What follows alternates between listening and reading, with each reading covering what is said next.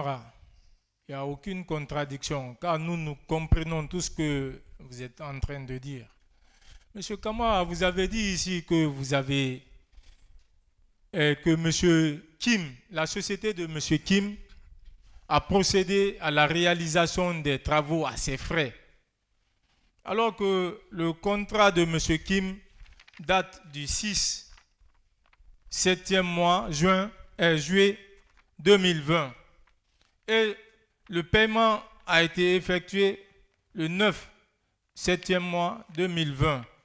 Donc, disons, 3 jours après.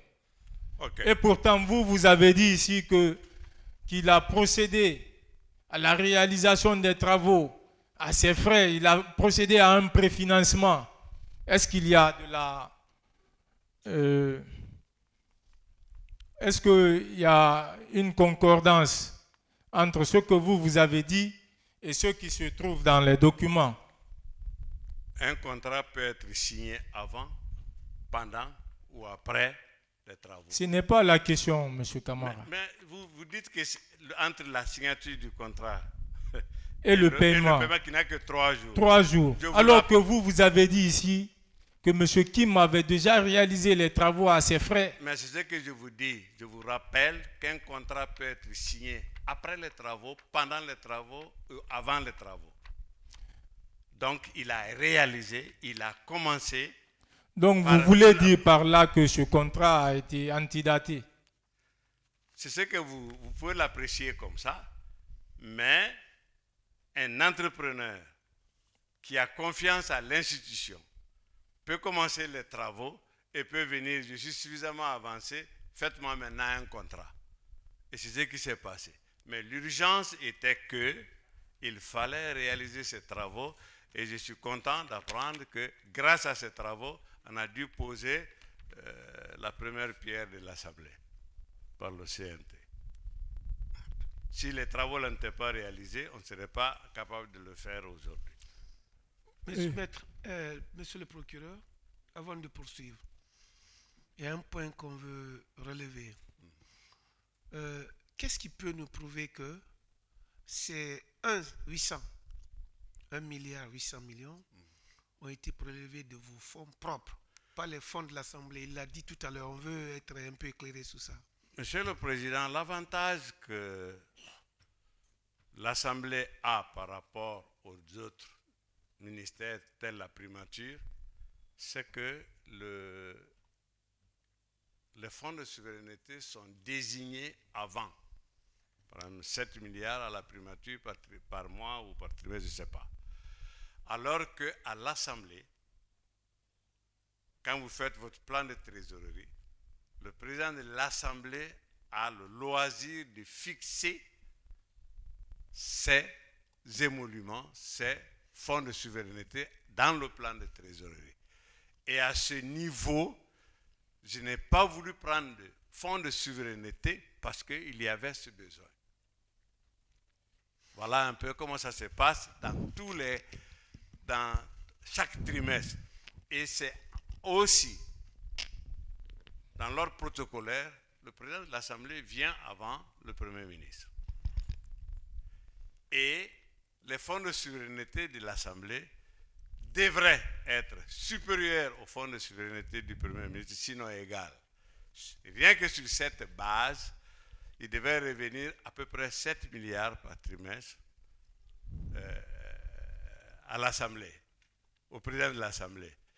Mais j'ai demandé, j'ai fait écrire par le questeur sous ma signature au ministre du Budget de retenir ces fonds, de ne payer que pendant 1 an, de ne payer que 21 milliards sur les 28 pour pouvoir faire face à toutes les dépenses que nous avons réalisées. Monsieur le Président, peut-être qu'il vous est arrivé depuis ces 2 dernières années de faire un tour au Palais du Peuple pour réaliser entre ce qu'était le Palais du Peuple à la fin de la 8e législature et ce qu'était le Palais du Peuple le 5 septembre 2021. Ça, c'est des travaux qui ont été réalisés même par anticipation, parce que je vous ai dit que notre méthode là-bas, c'était quoi?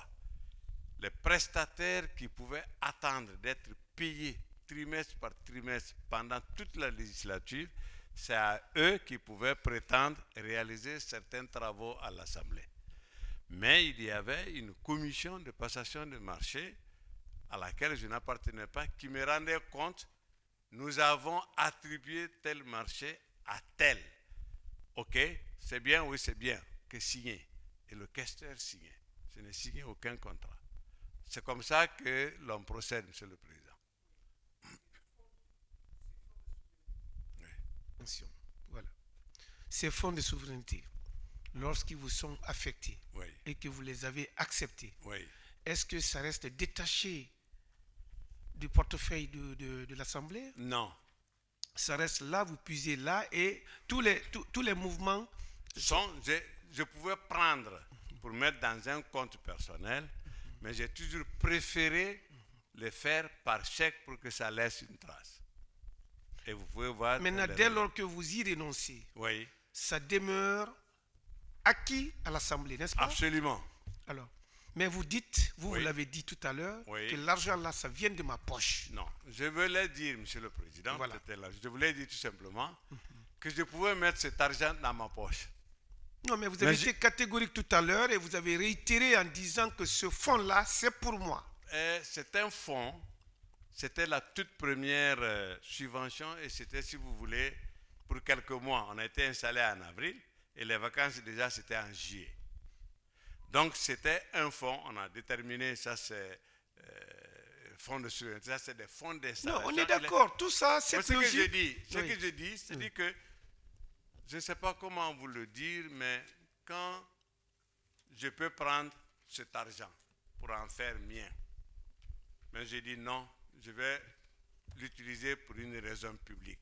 Voilà, de bonne foi, vous l'avez dit, je l'utilise pour une raison publique, mais toujours est-il que, avant même de l'avoir utilisé pour une raison publique, vous y avez renoncé et ça demeure acquis à l'État, n'est-ce pas? Oui, mais ce serait un peu, si vous ne voulez pas énervant, mais ce serait un peu incongru que l'argent dont on avait la possibilité de prendre la totalité, qu'on renonce à cela pour éventuellement prendre des commissions là-dessus.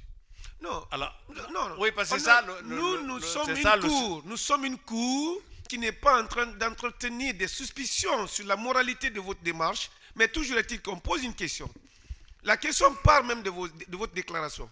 C'est vous qui avez dit. Oui. Ce fonds de souveraineté, c'était pour moi. Et c'est de ça, ma propriété, que j'ai essayé de prélever pour... Ça n'appartenait pas à l'État, ça n'appartenait pas à l'Assemblée. Mais à partir de mes questions posées tout à l'heure, j'ose comprendre, sauf si je me trompe, que ce fonds de souveraineté auquel vous avez renoncé demeurait acquis à l'État. Mais je l'ai fait acquérir à l'État. Oui, vous l'avez fait acquérir à l'État. Voilà. Est-ce que vous seriez fondé postérieurement à dire que ce bien-là, c'était pour moi? Je peux en faire ce que je veux. Non, Monsieur le Président. C'est une question, hein? C'est une question. Oui, Monsieur le Président. Oui. Si, pour une raison ou pour une autre, comme il le fait, il veut me faire croire que j'ai mal donné ou mal utilisé cet argent, éventuellement, si j'ai donné de gré à gré, c'était pour prendre une commission là-dessus, c'est ce qui m'amène à lui dire, attention, cet argent, tu pouvais le garder dans son entièreté. Lui, il pose des questions dans les formes qui lui plaisent, dans le cadre purement inquisitoire. Ok. S'il vous plaît. Ou si vous voulez, il veut toujours, il insiste à faire croire que vous avez tort. Vous lui devez. Mais nous, notre question, c'est une question de compréhension. C'est pour éclairer les lanternes de la cour. Voilà. Et c'est pourquoi nous partons de vos propres propos. Et permettez-nous de comprendre. Vous admettez que ces fonds-là, dès lors que vous y avez renoncé, demeuraient acquis à l'État, n'est-ce pas? Oui. Vous n'étiez plus postérieurement admis à en faire ce que vous voulez, n'est-ce pas?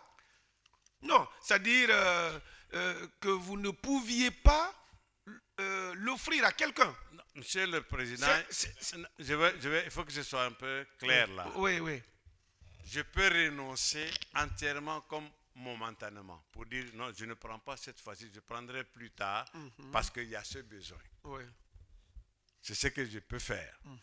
Mais aussi, je voudrais tout simplement que le représentant de l'État reconnaisse qu'à ce niveau, il y a eu un effort que je peux qualifier patriotique, un effort, et que aussi, pour parler de marché public, la passation de gré à gré dans le code de marché public est une des formes de passation de marché à certaines conditions. 1. La consultation restreinte est une deuxième forme de passation de marché, comme l'appel d'offres ouvert est une troisième forme de passation de marché. L'urgence dans laquelle les Chinois, les partenaires chinois nous avaient mise en disant si dans 60 jours nous n'avons pas un nouveau terrain viabilisé. Je sais qui va poser ces questions, mais moi mes questions étaient vraiment précises. Je crois que Monsieur le Président, j'ai répondu. Cet argent, je pouvais le garder. Oui, mais j'ai volontairement mais renoncé. Vous ne l'avez pas. Voilà, dès lors que vous l'avez volontairement laissé acquis à l'État, ce n'était plus pour vous, j'espère. Oui, mais je ne peux pas accepter qu'on m'accuse d'avoir volé ce même argent. Non. Moi, je ne vous ai pas dit que vous volez. Non, c'est la question posée par la Cour. Okay. Elle consiste à savoir, dès lors que vous y avez renoncé, ce fonds demeure acquis à l'État, n'est-ce pas? Je l'ai fait acquérir à l'État. Vous l'avez fait acquérir à l'État. C'est là la volonté. Et cette volonté-là, elle vous tient, non? Oui. Voilà, elle vous tient. Elle est votre loi maintenant. Merci. Mais est-ce que vous êtes admis postérieurement à dire que c'est pour vous, c'est votre propre fonds, dès lors que vous l'avez fait acquérir à l'État, volontairement? Non. Dès que je l'ai fait acquérir à l'État, je ne peux que veiller à sa meilleure utilisation. Merci. La Cour appréciera. Allez-y.